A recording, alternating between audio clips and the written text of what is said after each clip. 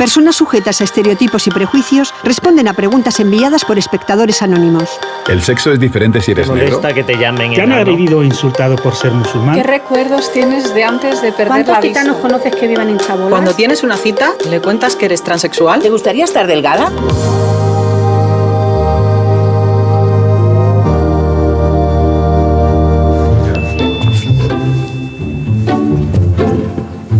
Carmen, ¿puedes pasar?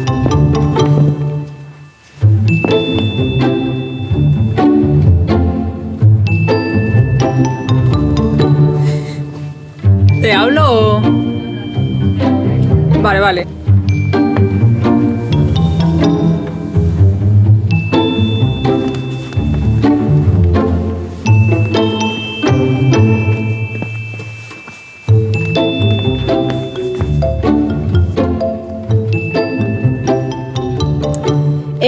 Primera pregunta. ¿Eres diferente a la mayoría de la gente? Pues sí, soy diferente a la mayoría de la gente. Bueno, pues la verdad es que sí. Definitivamente sí. Diferente por suerte. Esta pregunta me encanta porque me inspira en una canción que dice de los 5 latinos, que dice, eres diferente. Sí que me siento diferente, la verdad. Yo, cuando no tenía el diagnóstico de Asperger, siempre he pensado que había algo raro en mí. Desde pequeño siempre he visto la actitud de otra gente y comparado con la mía y me he sentido extraño. Yo tenía una forma de ser que no encajaba en la gente de mi edad. Yo creía que había nacido en una familia de tontos, porque como eran todos distintos a mí, y yo estaba totalmente convencida, claro, cosa de la autoestima, ¿no?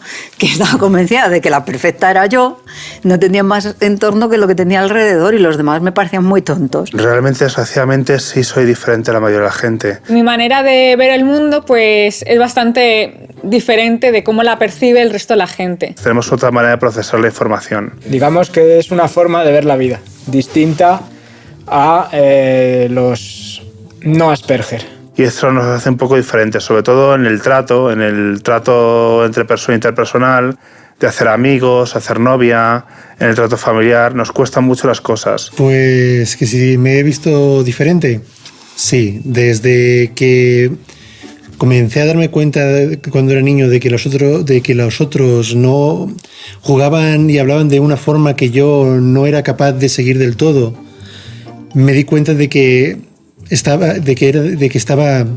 digamos, solo. En el cole, mientras algunos se quedaban por ahí charlando, otros jugaban al fútbol, yo estaba por ahí dando vueltas, simplemente paseando, pensando en mis cosas. No me relacionaba con los niños de una forma normal. Mi madre me dice que me relacione, que no tenga vergüenza, que mire bien a los ojos. Yo me siento diferente pues a la hora de comunicarme, a la hora de interactuar con los demás, a la hora de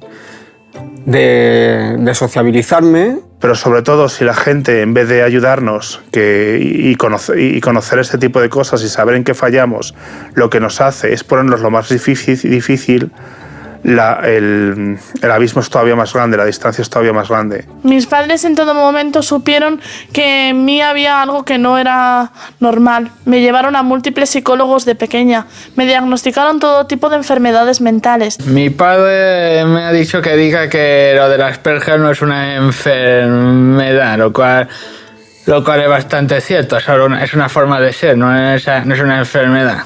El síndrome de Asperger es un trastorno neurobiológico que está dentro de los trastornos del espectro autista. El Asperger se tiene de nacimiento. Tú naces Asperger, mueres Asperger. Es por genes, por genética. Aunque creo que mi padre una vez comentó que se sentía un poco decepcionado porque no era del todo normal, pero al final ya lo ha aceptado.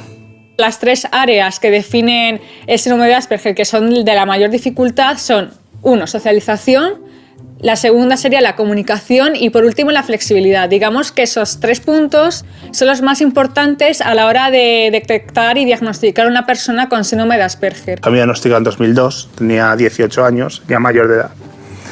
Mis padres lo están pasando fatal, están desesperados, no sabían nada de lo que me pasaba.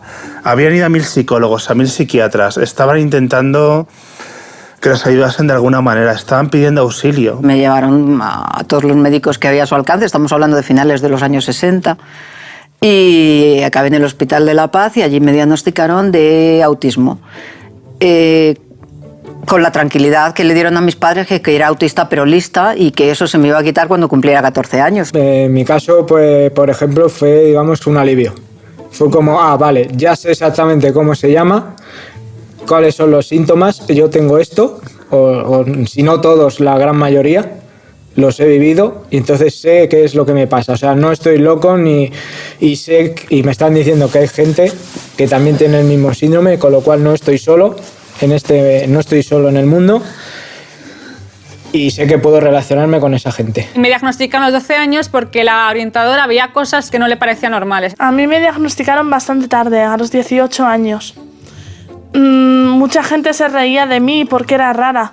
De hecho, yo misma me aislaba para no tener que soportar el tormento de que me volvieran a decir una y otra vez que yo era diferente al resto. Las personas tienen muchos prejuicios con lo que se refiere al autismo, tienen una idea preconcebida falsa y yo pienso que todavía hay mucho por lo que luchar. Sí que es súper importante tener claro que no es una enfermedad, que no tenemos que sufrir por eso, que se puede ser perfectamente feliz siendo Asperger.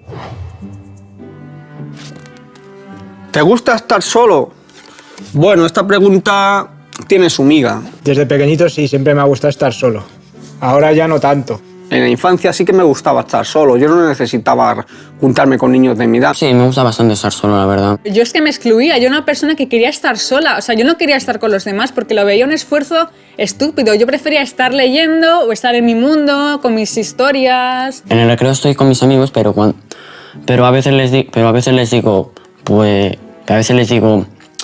me apetece ser un poco solo. Realmente, sí, no voy a mentir. Me gusta estar solo más de lo que muchísima gente, digamos, neurotípica o normal le costaría entender. Pero realmente estar centrado en alguna cosa que me gusta me llena muchísimo más muchas veces que estar con gente. A excepción, por supuesto, de mi pareja aquí presente. Álvaro, ¿te gusta estar solo?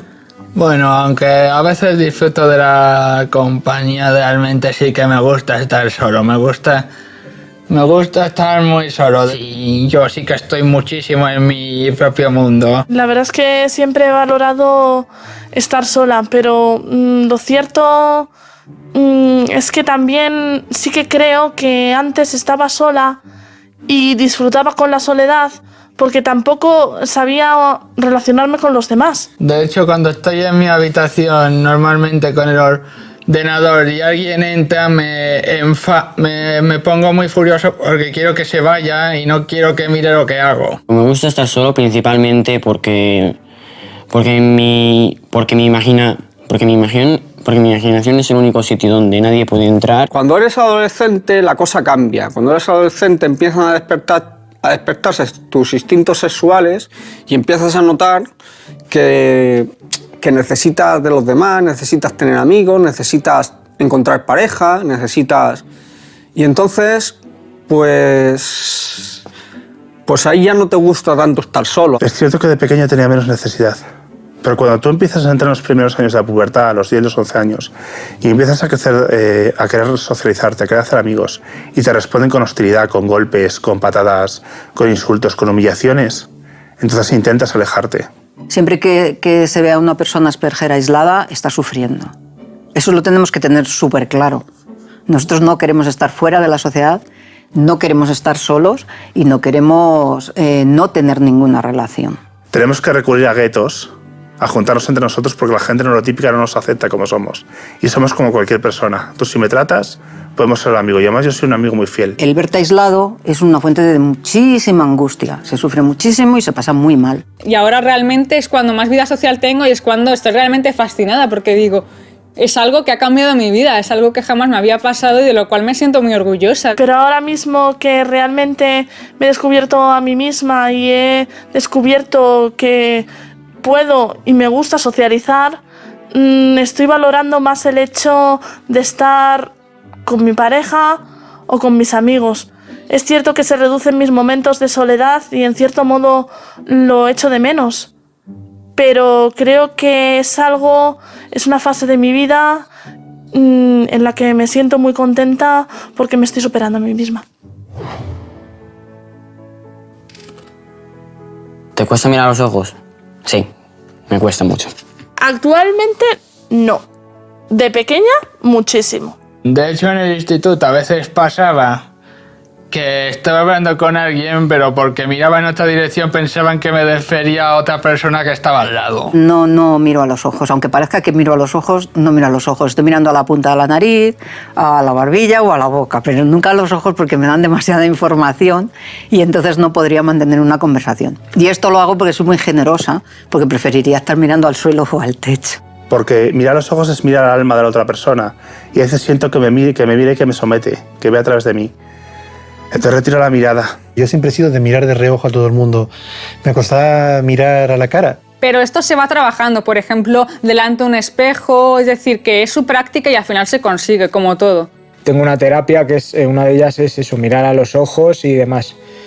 Pero aún así todavía me sigue costando bastante. La mayoría de nosotros no comprendemos la comunicación no verbal de forma instintiva, sino que nos empezamos a fijar en los gestos para luego intentar entender qué nos están diciendo.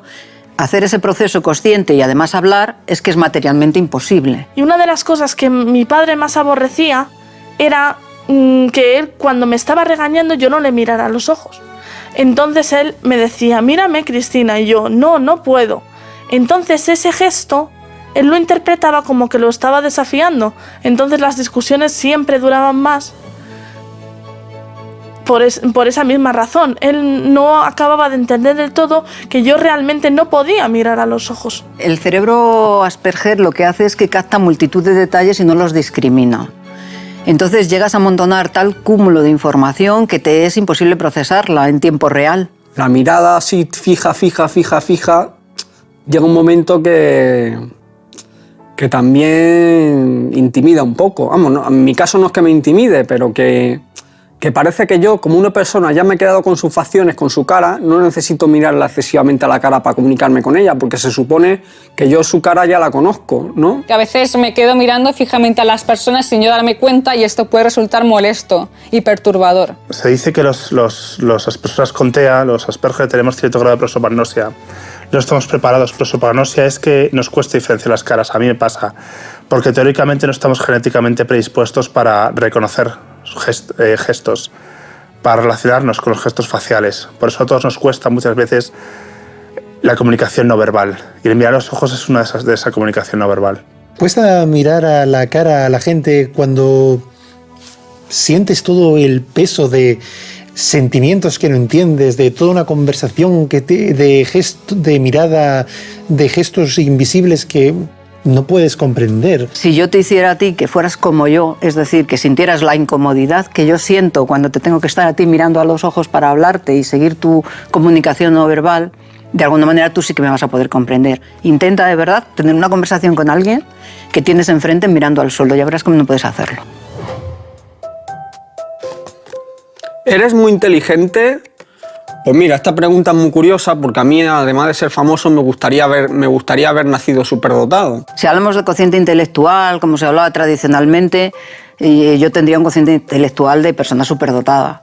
¿Me considero que eso sea útil para algo? No sirve para nada en absoluto. Es que lo de que somos muy inteligentes, en parte es un mito y en parte es verdad. Es mito porque no somos inteligentes para todo, somos inteligentes para algunas cosas. Y en parte es real porque para cuando nos canalizan bien cuando nos canalizan bien y potencia todas aquellas materias para lo que somos inteligentes, pues podemos llegar muy lejos. De hecho, si te soy sincero, me considero a veces bastante tonto. Pues no lo sé, no sé si es lo que me han hecho sentir y pensar desde pequeñito los profesores y demás, pero es lo que a veces siento. Yo tengo un cociente intelectual muy alto, no llego a superdotado, pero no voy a decir el que tengo porque también que sería tener un poco de ser sobrado. Cada uno es inteligente en lo que le interesa. Yo a los 6 años leía Shakespeare. Me sabía los dioses egipcios por orden alfabético y tenía una colección de minerales escondidos en una caja de zapatos. No te voy a negar que haya personas que tengan síndrome de Asperger y a la vez un diagnóstico de superdotación, pero que esto no sea en todos los casos, que hay personas que igual tengan una inteligencia dentro de la media, otros a lo mejor superior, que pueden entrar dentro de altas capacidades. Yo, por ejemplo, sí altas capacidades, pero no llego a la superdotación. Yo me considero muy inteligente para la astronomía, para la astrofísica, la geografía. Cuando me interesa un tema, yo investigo. A mí me gusta saber más del tema y investigo para saber más del tema y que se me quede en la mente. El tema de inteligencia lingüística y la inteligencia artística, digamos que son mis puntos fuertes. Me considero muy inteligente para los rompecabezas, me considero muy inteligente para el tema de los parentescos, de la genealogía, de los árboles genealógicos. En el caso nuestro, en el caso de las personas con Asperger, lo que pasa es que estamos en los extremos. Por ejemplo, tenemos unas puntuaciones muy altas en lógica o en este tipo de inteligencia y, sin embargo, muy bajas en inteligencia social. Sí, siempre me ha gustado desde niño leer muchísimo, me han gustado los documentales, los museos, me han apasionado temas de todo tipo que a la gente no le pueden entusiasmar, que la gente normalmente no se le suele ocurrir. He estudiado una licenciatura de historia. Se dice que muchos personajes de la historia, muy conocidos, como, yo que sé, como Einstein o Newton, podrían haber sido Asperger. Bueno, igual sí o igual no, no sé. Tendemos a memorizar muchísimos datos debido a los intereses más absorbentes que nos caracterizan. Cuando me gusta algo en particular, pues indago lo máximo posible, me meto de lleno y parece que nunca voy a salir porque me acapara todo. O sea, digamos que cuando me gusta algo, me apasiona, puede llenarme las 24 horas del día, puede que esté enfocada en eso y al final pues volverme una experta en ese tema. Pero la mayoría de la gente que está dentro del espectro del autismo, que es Asperger, no es superdotada. Asperger que no tiene estudios. Asperger que ni siquiera leen libros ni tienen ninguna capacidad. Y Asperger que tienen poca inteligencia, la verdad. La siguiente pregunta es, ¿sufriste acoso en el colegio? En esta pregunta yo creo que no voy a hablar, sino que creo que voy a dejar que hable una persona que creo que mejor podrá responderlo. Creo que deberías responder esta pregunta solo tú, cariño. Sí, sufrí un acoso brutal. Sí, yo sufrí acoso escolar desde pequeñito prácticamente hasta bachillerato. Acoso de burla, pero nunca me han pegado. Un acoso impresionante. O sea, no solo es que me pegaran y me humillaran y me escupieran en la cara y ese tipo de cosas. Era el maltrato psicológico continuo que te va medrando como persona, que cada vez te va haciendo sentir que eres peor cosa, que ya no eres ni humano, te hace sentir que no eres ni humano, que no es igual que los demás. A mí me han llamado de todo. Me han llamado de todo, o sea, pero en los recreos no sé, o sea, también a veces me han llegado a acorralar y me han llegado a pegar cuando era más pequeña. En cualquier sitio sufrí acoso y mis padres muchas veces decían, pero bueno, ¿qué le pasa? ¿Cómo le podemos ayudar? Y claro, tú ir a un médico, a un psiquiatra o un psicólogo y te digan, es que es demasiado blando, es que le mimáis demasiado, es que le consentís demasiado.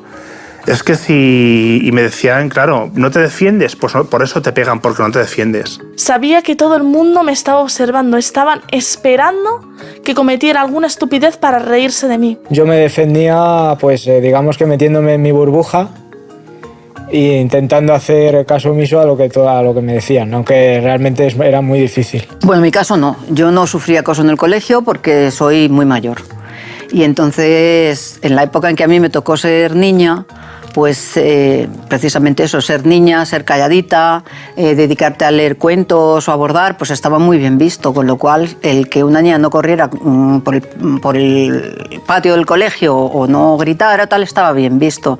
Yo me aislaba y bueno, pues tampoco pasaba gran cosa. Una vez entre todos, a pesar de que yo era bastante gordita, consiguieron meterme en el cubo de la basura. Yo todo esto se lo decía a los profesores, pero los profesores realmente no hacían nada. Me empezaron a llamar retrasada, de hecho también yo hacía actividades extraescolares y también me llamaba que decían que parecía retrasada. Lo cual no es cierto, de hecho tengo una inteligencia por encima de ellos. Había profesores que incluso se reían de mí, me llamaban el puerro en clase y eso es un cachondeo total, porque veían que conmigo yo era una persona diferente y abusaban también los mismos profesores para meterse conmigo y provocar más bullying en el propio colegio. Una persona con discapacidad intelectual puede tener muchos talentos y llamar retrasado a alguien me parece muy ofensivo. Sí que es cierto que cuando se enteraron de ciertas fobias que yo tenía, como las canicas de cristal, o cuando había tormenta, las tormentas cuando da el destello luminoso, el relámpago, pues basta ser que se enteraran de mi fobia para que se metieran conmigo para asustarme, ¿no? Creo que lo mío era un problema de actitud, o de ser mala persona, o de no querer integrarme, o de ser un mal educado. Por ejemplo, no entendía las ironías, no entendía lo que me estaban diciendo cuando me hacían doble sentido y se creían, no, es que es tonto, es que no se entera. A veces los profesores se creían que era una provocación, no entender las dobles ironías. Lo cogemos todo de forma muy literal. Entonces muchas veces no sabemos si nos están tomando el pelo o no. Recuerdo ir a una de las profesoras y preguntarle, me han llamado autista, ¿qué es ser autista? Y me decían, pues es la típica persona que solo se relaciona con adultos, que solo se relaciona con adultos y que no sabe hablar y que se encierra en su casa. Porque el bullying se da en un momento concreto, pero te marca para toda la vida. Yo tengo pesadillas todavía por el bullying que he sufrido. Porque he sufrido bullying hasta en la universidad. Me cuesta mucho ir a clase. Las clases en las que estoy rodeada de personas de mi misma edad me recuerda a esos viejos tiempos. Esos viejos tiempos en los que tenía que esconderme al final de la clase, ponerme en el último pupitre y rezar para que el profesor no me sacara la pizarra. Estudio comunicación audiovisual. Pues la verdad está un poco integrado, solo veo un poco a veces y nada más. Luego cuando tengo que buscar un grupo de trabajo normalmente no lo consigo y me tienen que buscarlo por mí los profes. Cuando yo estaba en la primera universidad en biología, a mí la gente no quería estar conmigo, mucha gente no quería estar conmigo. A mí me llegaron a decir que para que no les molestara me fuese a una universidad de gente como yo y que no volviese a ir a esa clase y que les dejase molestar. Si no hubiera sufrido un bullying tan brutal, a pesar de que me cambiaba de colegio y de que lo estuve sufriendo durante casi 17 años,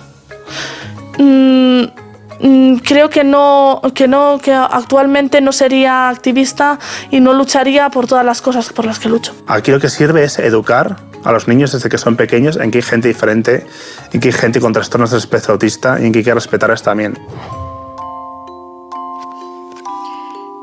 ¿Es complicado tener una pareja? Es muy complicado. Sí, a ver, yo diría que es difícil. Realmente estar con una pareja requiere comprenderla, esforzarte por ella y esforzarte por ser una mejor persona. Me preguntéis si es complicado tener una pareja. Para mí como Asperger, no complicado, imposible. Para mí imposible. Tengo una asignatura pendiente que es aprender a ligar. ¿Es complicado? Pues depende.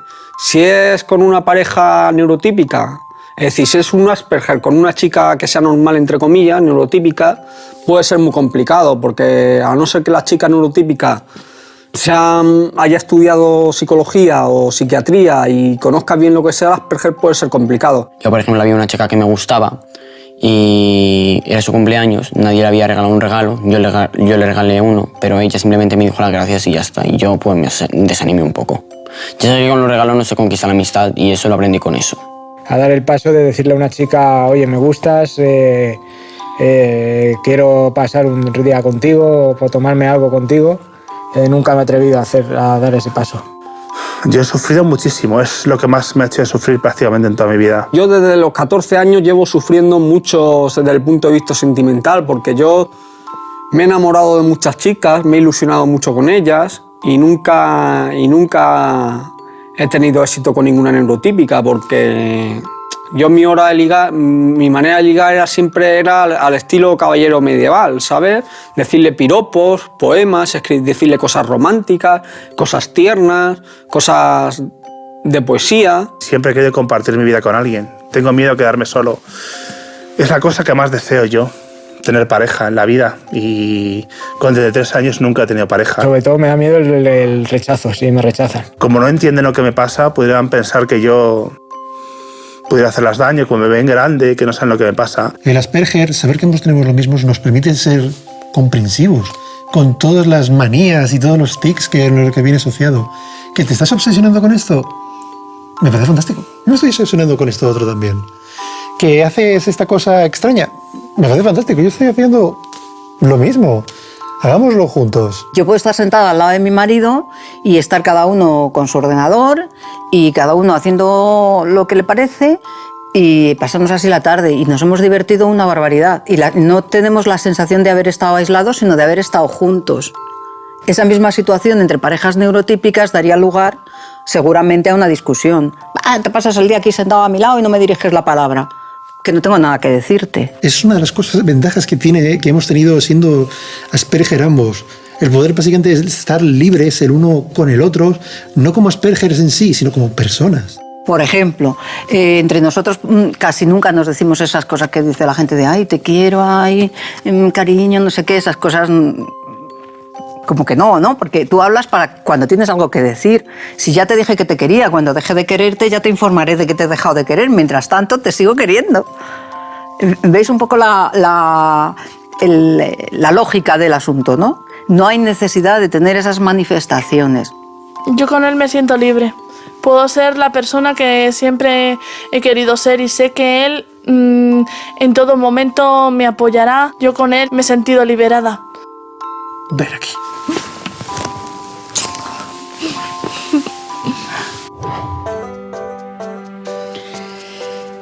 ¿Cuántos amigos tienes? ¿Uno o ninguno? Una persona con Asperger le es muy difícil hacer amigos. Sobre cuántos amigos tengo, la verdad no lo sé. Incluso ahora, en este momento, me cuesta comprender cuándo una persona realmente es mi amigo. No sé dónde está el límite entre un conocido, un amigo. El concepto de amigos que nosotros manejamos es distinto al concepto de amigo social, que es multitudinario, ¿no? De personas que entran y salen de tu vida. Nosotros, por lo general, tenemos uno o dos amigos que te acompañan durante toda la vida, con los que tienes unos niveles de interactuación social muy bajos, a temporadas. Puedes pasar años sin verlos, puedes pasar meses sin hablar y siguen siendo tus amigos. La dificultad es porque tenemos una manera diferente de interactuar, una manera chocante de relacionarnos, una manera que a la gente normal, entre comillas, no le cuadra. La mayoría se relacionan entre ellos, o sea, con personas autistas. Y entonces, pues es algo que veo normal, ya que si las personas neurotípicas, la mayoría de ellas te rechazan, pues qué menos que encontrar personas con tu misma condición neurológica que te puedan entender. Yo cuando he intentado hacer a otros amigos que no tenían Asperger, sí me he sentido desplazado y me he sentido no humillado, pero sí bastante desplazado y era como el rarito. Con el rarito no vamos, porque mira, ese rarito no es guay, no habla, no tal. Yo iba de pandilla en pandilla. La gente se relacionaba por grupitos en el instituto, por grupitos de 3, 4, 5, 6, 7, los que fueran. Y yo, como no encajaba en ninguno en concreto, estaba en todos y a la vez en ninguno. Es decir, yo iba de grupo en grupo a ver quién me daba más conversación, ¿sabes? Y la única persona de la que he estado seguro de que era mi amiga está aquí a mi lado. Me enamoré de ella y sigue siendo mi mejor amiga. Y la única persona de la que sigo sabiendo que la voy a tener ahí para siempre, a pesar de que me conozca. Yo cuando estaba en la autónoma y tenía muchos compañeros que me trataban bien, decía, ala, pues yo tengo 100 amigos. No, no es verdad. A lo mejor de esos 100 amigos tenía 1 o 2. Me ha sido más fácil empatizar con las chicas, por lo menos cuando estuve en la autónoma. Parece que tenían más empatía conmigo o una capacidad más maternal. Siempre que intento tener amigos, incluso hoy en la actualidad, por más empeño que pongo, no siempre resulta. Sí me da un poco de miedo el rechazo. Sí que tengo preocupación con que menos, pues si no me traten mal o se doyan de mí. Lo que me han hecho ser así y expresarme también y esta necesidad de hablar en público es un poco por la frustración tan grande que yo tengo en mi vida interior del hecho de no ser aceptado en esta sociedad. Es lo que me han hecho ser así de echado para adelante. ¿Puedes fingir ser normal? Sí, además se me da fenomenal. En mi caso, yo sí debo decir que muchas veces he aparentado ser normal. Pues hombre, con mi familia yo soy como soy. No entiendo lo que es ser normal para el resto de la gente. Nosotros vivimos en un mundo que no nos entiende y nosotros tampoco no entendemos el mundo. O no lo entendemos o bien no le compartimos. Con mis amigos, pero con mis amigos que tengo amistad en el instituto al que voy, pues oye, yo no os he dicho que soy Asperger, pero actúo más de mi forma de ser. Para que los llamados normales nos entiendan o me entiendan, pues yo necesito fingir ser como ellos, hablarles en su mismo lenguaje. Cuando me relaciono con neurotípicos, o sea, personas normales, entre comillas, pues sí que es cierto que muchas veces me pongo la máscara. Y es como si no fuera otra persona, como si tuviera otra personalidad y la Ana de siempre desapareciera y se convirtiera en una nueva persona. Tenemos que tratar pasar por normales, para que nos acepten, para que nos den un trabajo, para poder comer, para poder vivir. Que sea durante un tiempo limitado, porque si no, pues acabas enfermando, te agota, te estresa y necesitas tus tiempos de desconexión de este mundo social en el que se vive habitualmente. Ahora puedo actuar de una forma que si a primera vista hablas conmigo, puedes no darte cuenta. Pero si estás suficientemente tiempo conmigo, como con cualquier Asperger, por muy bien adaptado que se encuentre al medio, digamos, normal, vas a acabar por ver que tenemos diferencias. A mí me ha pasado de escaparme por una ventana porque venía una visita que no estaba prevista. Entonces yo me angustié de tal manera que, aun siendo pues la jefa, que podía haber dicho recibo o no recibo, y a través de mi secretaria no hubiera tenido ningún problema, pues entré en un bucle de ansiedad y me salí por la ventana del despacho. Cuando tú observas el comportamiento de los demás, tú intentas comportarte igual que ellos, meterte en su papel. Y eso pues muchas veces funciona, pero al cabo de un tiempo, digamos que los neurotípicos poseen como una especie de radar. Entonces, en el momento que notan algo extraño, ya empiezan a decir, esto no me acaba de cuadrar, este comportamiento no me parece muy adecuado. Una falacia que se dice de nosotros es que realmente no somos empáticos, que realmente no tenemos sentimientos. Eso no es cierto. La diferencia es que los neurotípicos generalmente esperan que nosotros empaticemos con ellos de una manera codificada que ellos entienden por válida. Que si ves que tengo un comportamiento peculiar o ando de manera rara o a veces estoy centrado, absorto en mis pensamientos, lo estoy haciendo porque sea antipático, porque quiera dejarte mal o porque no te esté haciendo caso, sino porque a lo mejor en ese momento necesito estar así. El resumen básicamente es, sí, sentimos, somos empáticos, podemos ponernos en el lugar de otra persona. Lo que pasa que muchas veces es posible que tú no lo interpretes como tal. A mí me cuesta abrazar o besar a la gente que casi no conozco o casi no me acuerdo. ¿Y tú, Antonio? ¿Tú puedes fingir ser normal? No puedo fingir ser normal. ¿Pero lo intentas o no? No lo intento. Alguna vez lo he intentado, pero como me he llevado muchas decepciones, ya intento ser como soy y que si la gente me acepta, bien. Ya es mejor, si ya lo oí en una canción o algo así, que es mejor aceptarse, que no todas las orugas se hacen mariposas. El mundo debería ser un poquito más flexible a la hora de comprender a las personas que somos diferentes. Porque el gran problema es que nuestro colectivo no está visibilizado. Una cosa muy importante, la gente joven lo que tiene que dejar de tener es miedo. Y las familias de la gente joven tienen que dejar de tener miedo. Y no esforzarse en que sus hijos sean como los demás, porque sus hijos son perfectos. ¿A todos os gustan las mismas cosas frikis? No. Ni nos gustan los ordenadores, ni los Pokémon, ni todo ese tipo de cosas. Algunos sí, a otros no. Ni siquiera ni los dinosaurios, estos lo llevas toda la vida. Estos son tópicos. No, yo no creo que nos guste una misma cosa friki, la verdad. Tenemos unos gustos muy raros, bastante raros. Una anécdota que tengo es que una profesora, cuando estaba en primero de primaria, me dijo: bueno, Cristina, ¿y a ti qué te gusta? Porque me senté con ella cuando iba en el autocar. Me dijo: ¿te gustan las muñecas? ¿Te gustan los juegos? ¿Qué es lo que más te gusta? Y entonces yo cogí y le solté y le dije: me gusta la pareja que hacen Isis y Osiris.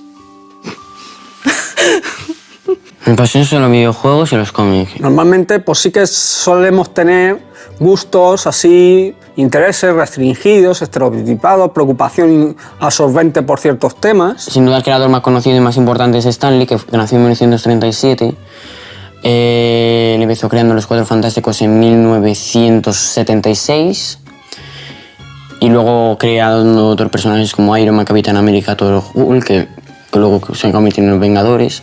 Los X-Men, su obra maestra es Spider-Man, que nació en 1966, si me acuerdo. Yo, por ejemplo, ahora estoy muy interesada en estudiar desde el punto de vista sociológico y antropológico a las personas. Esa es ahora en lo que estoy. Pero anteriormente he estado en estudiar el patrimonio industrial. Nada que ver. Me apasiona la historia.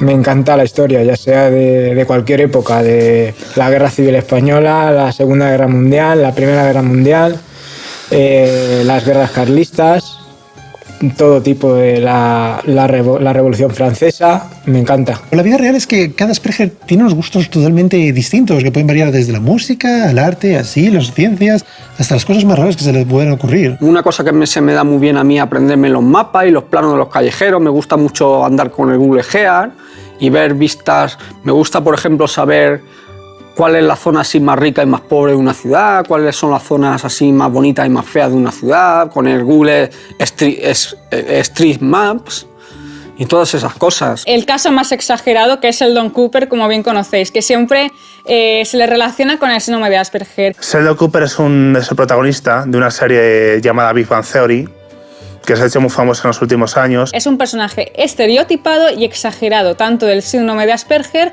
como del trastorno obsesivo-compulsivo. Pero los Asperger no somos así, somos de diferentes formas. No todos somos astrofísicos, ni muchos tenemos un tema obsesivo. Yo no sé si eso se considera una fricada o no, pero a mí es algo que me gusta. Saber, por ejemplo, dónde empieza y dónde acaba una carretera. Porque Freak sabes de dónde viene, ¿no? De una película de los años 30 que es un circo de personas deformes. No me gusta esa apreciación que se hace. El término friki viene un poco por la capacidad que nosotros tenemos de profundizar en el conocimiento de algo. Muchas veces me han llamado friki. Muchas veces nos hemos llamado entre nosotros frikis. Es que nos gusta el término friki. Lo abrazamos.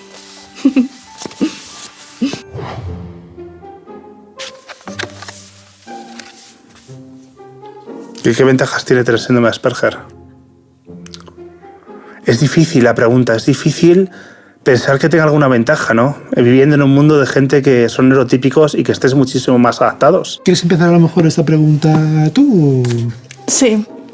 A mí, sobre todo, me ha hecho ver la vida con otros ojos. Al estar en soledad desarrollas mucho la imaginación. Somos muy observadores, también nos fijamos mucho en los detalles y eso también es un tema que también es bastante valorable. Para mí es claro como el agua ver, oír a las cotorras. Pero la gente tiene delante una cotorra y a pesar de que se la oye a kilómetros y que es un pájaro verde fosforito, no la ve. La memoria fotográfica es un factor muy importante sobre todo a la hora de estudiar y recordar datos. Si a ti te gusta algo y lo lees, pues que como que se te queda en la cabeza y como que es difícil olvidarlo. Con los intereses igual, porque el tener pasión hacia algo en concreto, informarte tanto, hace que te vuelvas un experto en esa materia y que luego si te dedicas a ello, pues que triunfes realmente y seas realmente bueno. Solemos ser personas muy perfeccionistas a la hora de hacer las cosas. Los Asperger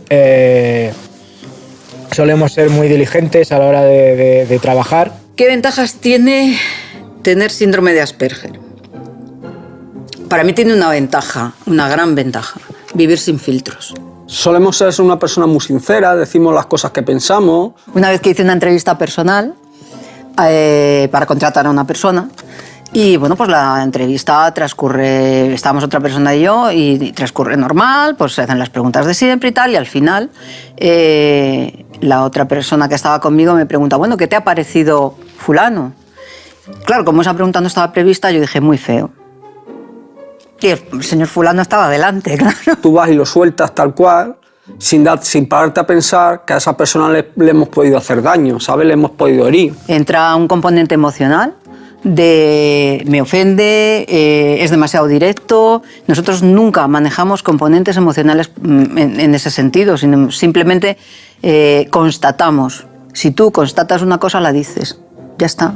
Pero eso no quiere decir que quieras ofender ni nada por el estilo, porque no hay matiz. Cuando tenemos grupos de WhatsApp o relaciones entre nosotros, Se producen muchas discusiones porque decimos las cosas de manera muy a la cara. No es porque no tener filtros sea un problema, sino porque estás en un sitio donde hay 20.000 filtros y tú no los controlas.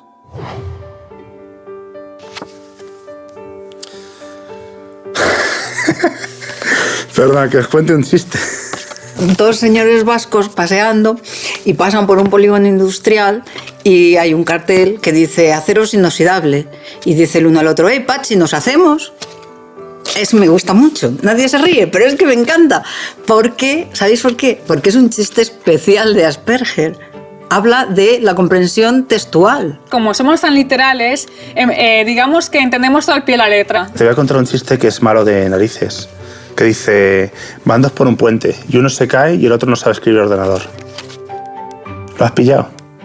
Lo que sí que es cierto es que nos cuesta bastante trabajo entender los dobles sentidos, las ironías, los chistes, todo este tipo de cosas. En un basurero de Hollywood, dos cabras están buscando entre la basura y encuentran un celuloide y se lo comen.